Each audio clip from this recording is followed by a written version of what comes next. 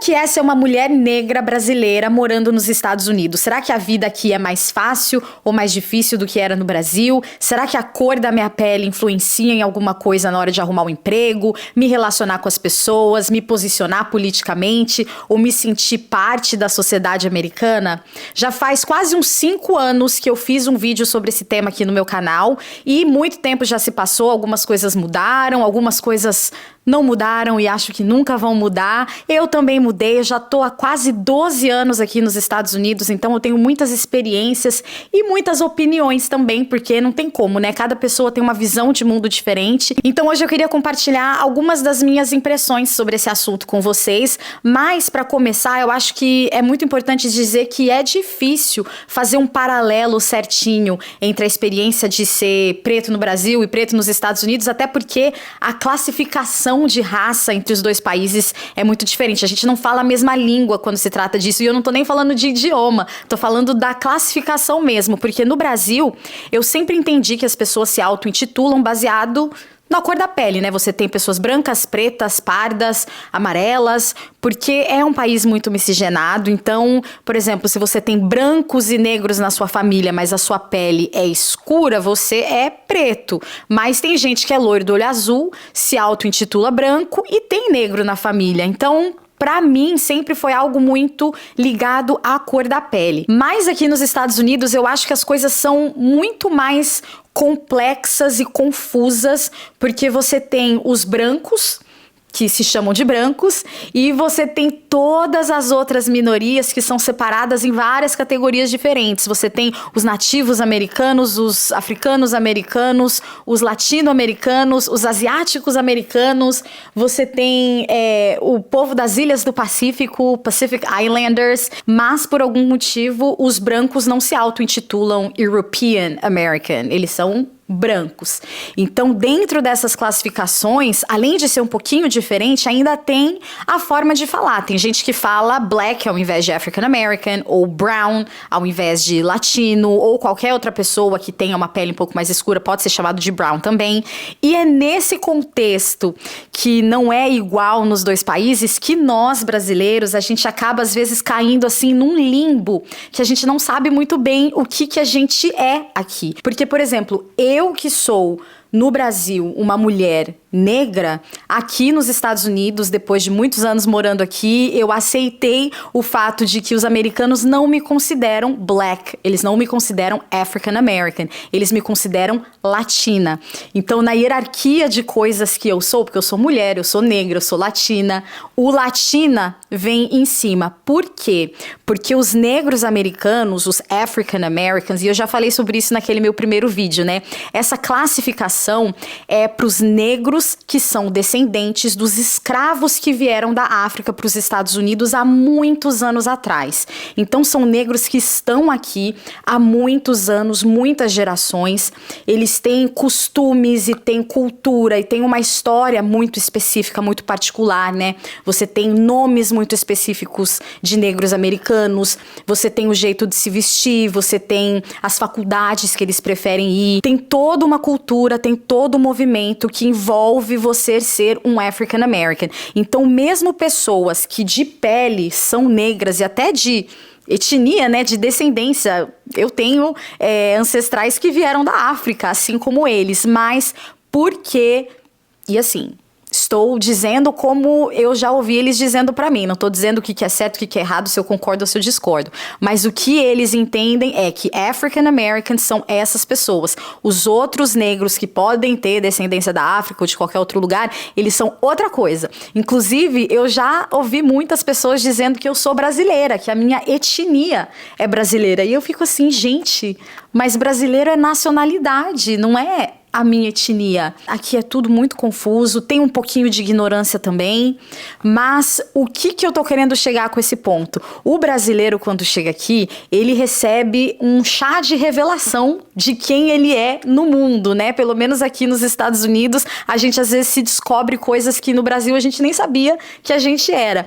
Por quê? Porque como eu aqui sou considerada latina e não negra, muitos brasileiros que no Brasil são considerados brancos, mais chegam aqui, abrem a boca e as pessoas já sabem que eles são imigrantes e já sabem que eles são da América Latina, eles também são considerados latinos. E isso é muito doido, né? Porque um homem que no Brasil se auto-intitula branco e eu, uma mulher que me auto-intitulo preta, aqui nos Estados Unidos a gente é praticamente considerado a mesma coisa. Além do fato de que dentro dessa mesma caixinha do latino, a gente tem os mexicanos, os colombianos, a galera da Venezuela, da Argentina, do Chile, do El Salvador, e a gente sabe muito bem que são pessoas muito diferentes umas das outras, né? Eu queria muito saber o que vocês acham disso, porque eu realmente até o momento não formei uma opinião muito concreta sobre isso, mas o que eu posso dizer, não em defesa dos americanos, né, mas também para contextualizar, é que realmente aqui existe uma diversidade de pessoas que não existe em nenhum outro lugar do planeta, inclusive no Brasil, que a gente cresce, né, com essa ideia de que o Brasil é um país muito diverso e realmente é, em comparação com a maioria dos países do mundo. A gente tem uma diversidade de pessoas que vieram de muitos lugares diferentes, da Europa, da Ásia, das Américas, mas nada se compara com a pluralidade que a gente encontra aqui nos Estados Unidos. Inclusive, tem muitos tipos de pessoas que eu só fui conhecer, ver e interagir pela primeira vez quando eu vim pra cá. Porque no Brasil, a gente tem muita gente de Portugal, da Espanha, da Itália, da Alemanha, muitos japoneses, coreanos, hoje em dia tem muitos chineses, né? Tem alguns turcos, tem gente da Síria. Os negros brasileiros, infelizmente, a gente tem pouco contexto histórico, né, da onde a gente veio. A gente imagina por conta da colonização de Portugal. Foi quando eu cheguei nos Estados Unidos pela primeira vez que eu tive a oportunidade de ver pessoas que eu acho que eu nunca tinha nem visto no Brasil. Por exemplo, indianos eu não lembro de ter visto nas cidades que eu morei no Brasil. Tem uma galera muito específica, porque eu morei no Havaí, né? Que é o povo das ilhas do Pacífico, do Havaí, de Samoa, por exemplo, que eu também não lembro de ter conhecido ninguém com essa descendência no Brasil. Também muitos asiáticos de países diferentes, Tailândia, Camboja, Vietnã, Myanmar, lugares que no Brasil eu nunca conheci pessoas que vieram de lá ou são descendentes de pessoas de lá. Então, realmente, aqui a gente tem uma diversidade muito grande. Já vi muçulmanos no Brasil, mas, por exemplo, aqui tem muitos africanos muçulmanos. Então, realmente, não estou defendendo os Estados Unidos ou o conceito deles todo atrapalhado de raça, mas aqui é uma diversidade assim, quase que infinita de pessoas. O que me incomoda mais é essa confusão que eles fazem, às vezes, de etnia, com raça, com cor de pele. Mas aí você deve estar pensando, né? Um país tão complexo, com uma diversidade tão grande de pessoas e oportunidades, deve ter uma pluralidade política maravilhosa, né? Pois então, não é o caso. Acho que todo mundo sabe que aqui nos Estados Unidos, em termos de política, as coisas são divididas em dois, né? Você tem o Partido Republicano, que é o Partido Conservador, e você tem o Partido Democrata, que é o partido de esquerda, que fica ali enquanto os republicanos estão cada vez mais indo para uma direita mais extrema, os democratas continuam patinando ali no meio, até porque se você acha que existe extrema esquerda nos Estados Unidos, você tá muito doido, né? Porque nem saúde pública a gente não tem aqui, os trabalhadores nem direitos basicamente não têm, então assim, calma lá. Mas na história recente, geralmente os imigrantes e os pretos aqui dos Estados Unidos tendem a se alinhar mais com o Partido Democrata, porque eles têm mais pautas inclusivas, né, para essas minorias. Porém, ultimamente, a política aqui nos Estados Unidos, assim como no Brasil também, tá tudo tão populista e tá tudo tão baseado no carisma, né, da pessoa em si que tá concorrendo para eleição, que virou tudo meio que uma bagunça, tá tudo muito misturado. E é aí, nesse âmbito político, que muitas vezes o brasileiro recebe outro chá de revelação de quem ele realmente é versus quem ele pensa que ele é. Tem muitos brasileiros que vêm pra cá e são conservadores no Brasil e chegam aqui e se alinham muito com alguns dos valores, com os principais valores, eu diria, do Partido Republicano e dos mais conservadores. O problema é que os conservadores americanos aqui, muitos deles têm outros valores também que, na verdade, não incluem essas pessoas que acham que estão na parceria. Muitos imigrantes são republicanos aqui nos Estados Unidos porque eles estão pensando nas pautas econômicas, né, de política pública de governo, de valores de religião, né, coisas assim mais pessoais. Só que o que muitas pessoas esquecem ou não sabem ou fingem que não sabem é que junto dessas pautas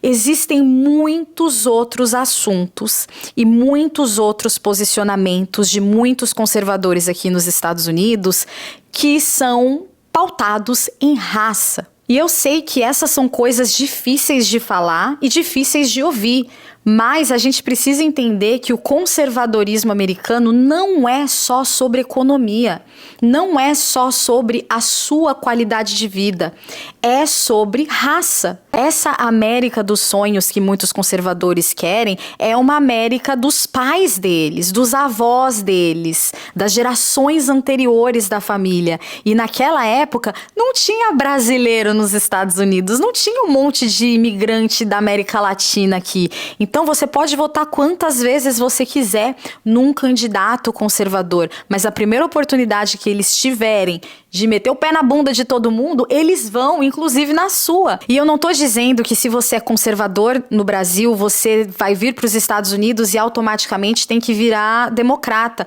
Não, o que eu tô dizendo é: para de ficar defendendo político, vai cuidar da tua vida, vai cuidar da tua família, vai fazer as suas coisas, vai fazer o seu corre, porque dentro desse grupo que você tá querendo se alinhar, tem muita gente ali que não quer você aqui. Infelizmente, existe uma parcela da população aqui nesse país que enxerga os Estados Unidos como um país de branco e acham que esse país só vai continuar a ser o melhor do mundo, o mais poderoso do mundo, se ele se manter branco.